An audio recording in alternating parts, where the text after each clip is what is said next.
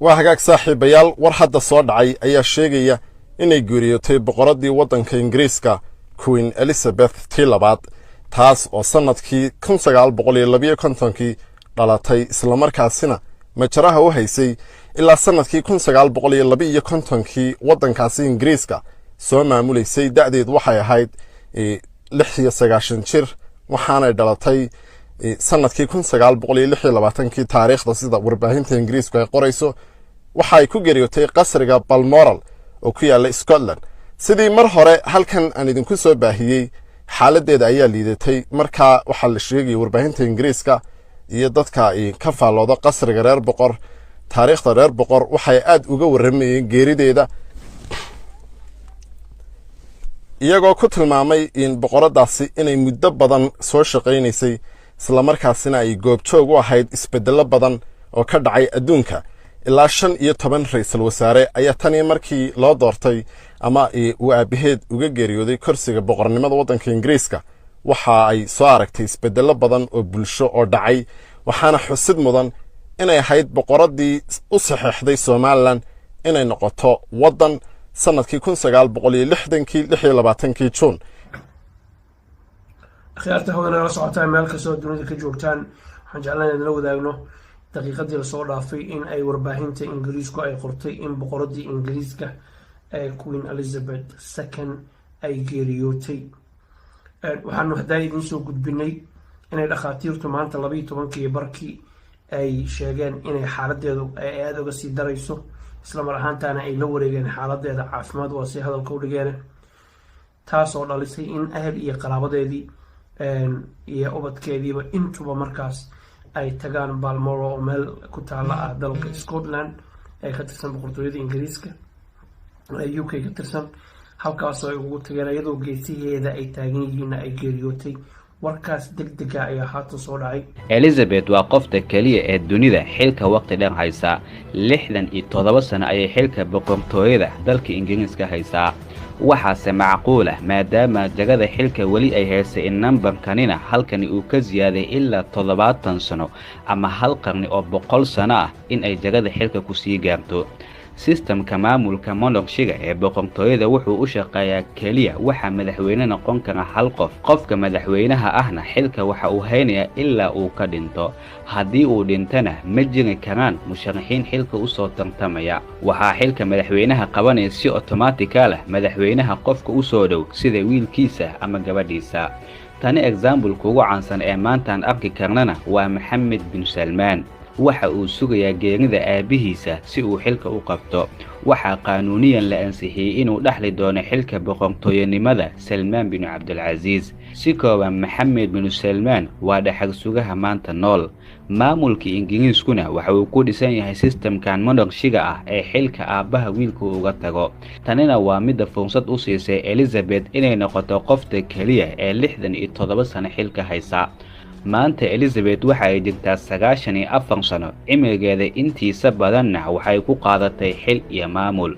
waxa ayna leedahay awoodo cajiib ah muuqaalkan waxaad ku arki doontaa awoodaha cajiibka ee Elizabeth iyo haddii ay dhimato waxa loo diyaariyay inay dhacaan si aan u bilowna haddii aad ka hesho muuqaalada noocan oo kala ah si aan u soo badnay like mahadsanid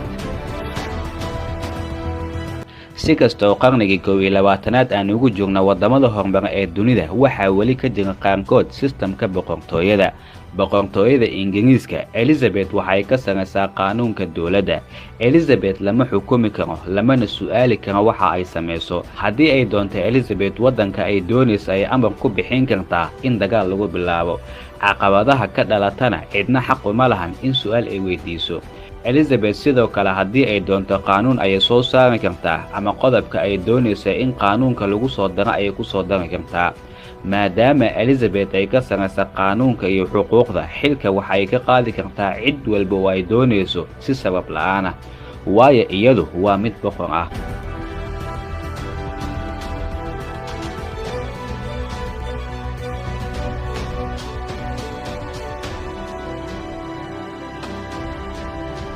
sidoo kale Elizabeth waa taliyaha ugu sareeya ciidamada qalabka sida ciidamada inta aysan ciidan noqon ka hor waxay ka hor dhaartaan taliyahooda Elizabeth horteeda waxa ay sidoo kale Elizabeth boqor ay u tahay wadamo badan oo ay ka mid ka yihiin Canada iyo Australia.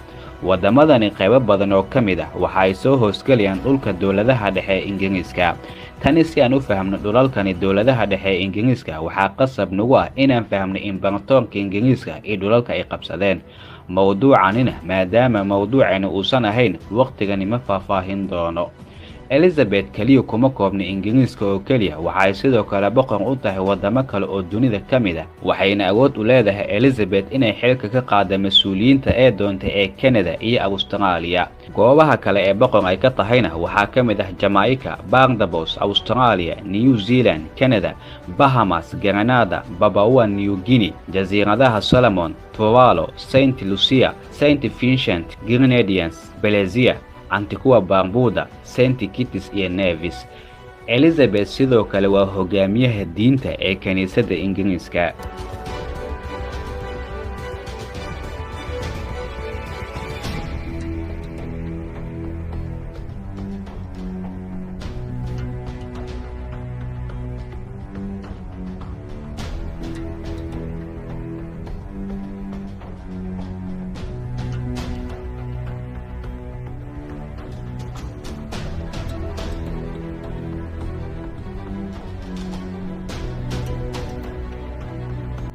Elizabeth ma lahan wax baasaboor ah, waa qofka kaliya ee dunida wadamadoo dhan baasaboor la'aan gali kara. qoyskani boqortooyada Elizabeth waxaa loo ilaaliyaa si aada. waxaa mamnuuc dadka ka ah in Elizabeth ay taabtaan. 2009kii madaxweynihii hore ee Mareykanka Barack Obama ayaa waxaa la sheegaa inuu taabtay Elizabeth, waxaana social mediaha lagu arkay dad badan oo arrintaasi ka xanaaqay. waxaa qasab ah halka ay Elizabeth soo gasho in dadkoo dhan ay wada istaagaan. madaxda dawladuhuna waxa ay ku dadaalaan sida ugu wanaagsan ay u soo dhaweyn lahaayeen Elizabeth. waxaa la sheegaa dhammaan dhulka gaar ahaan dawladaha dhexe ee Ingiriiska xayawaanada badda ku nool in ay leedahay Elizabeth. qoyskani boqortooyada ahna waxa ay leeyihiin dalka gudihiisa iyo dibaddiisaba dhaqaale aad u weyn. waxa ay dhalatay Elizabeth 1926kii, waxa ayna dhashay 4 caruur ah. maadaama sidoo kale Elizabeth ay tahay boqorka ugu dheer ay xilka haya muddo ka badan 50 sano, dad badan ayaa waxay isweydiinayaan haddii ay dhimato Elizabeth sidee ayuu Ingiriisku noqon doonaa, yaase xilka qaban doona, sideese ayaa loo maamuusi doonaa geerida Elizabeth. waxaa jira qorshayaal badan oo horey loo sii sameeyay iyaduna ay ogtahay haddii ay dhimato inay dhici doonaan. haddii ay dhimato Elizabeth waxaa gebi ahaanba Yurub loo iclaamin doonaa 12 maalin oo baroordiiq ah. waxaa isbedeli doona isku socodka iyo dhaqdhaqaaqa bulshada, suuqyada iyo goobaha wax laga iibsado oo dhan waxa ay noqon doonaan kuwo fasax ah oo la xiray. social mediahuna geerideedu waxa uu ka noqon doonaa midka trendiga ah ee sida aadka loo hadalhayo. geerida Elizabeth sida dadka loogu sheegayo hadda waxay ku xiran tahay qaabka ay ku dhimato. haddii ay xanuun waqti dheer ah soo socday kadib ay dhimato si toos ah ayaa kanaalka BBC-du dadka loogu soo gudbin doonaa. haddii ay si degdeg ah hab lama filaan ah ay ku dhimato madaxtooyadu waxa ay saxiixi doontaa oo kaliya run ahaanshaha geerida Elizabeth. dhammaan telefishinaduna waxaa laga istaajin doonaa daawashada filimaanta iyo bogaraamyada madadaalada. saxaafadda oo dhanna waxa ay soo tabin doonaan kanaalka BBC-da baroordiiqa uu soo dayn doono. waxaa xilka qaban doona oo ku soo xigay wiilkeeda Francis Charles. heesta calankana waxaa laga bedeli doonaa erayda qaarkood. inta aanan meydka Elizabeth la duugin ka horna waxaa naxashkeeda lasoo hordhigi doonaa dadka hortiisa muddo dhan 24 saac. si kastoo aanan loo ogeyn tirada dadka ee ka soo qaybgali doona, haddana meydkii hooyadeeda oo keliya waxaa ka soo qaybgalay in ka badan 200,000 oo qof ah. balse maanta waxaa la filan doonaa tiradaasi in ka badan inay ka soo qaybgalaan geerida Elizabeth. xafladda xuska geeridanina waxaa la qorsheynayaa in la qabto 12 maalin kadib geerideeda. waxa ayna u badan tahay in lagu duugi doono dhinaca aabaheeda boqorka shanaad ee George dhinaciisa.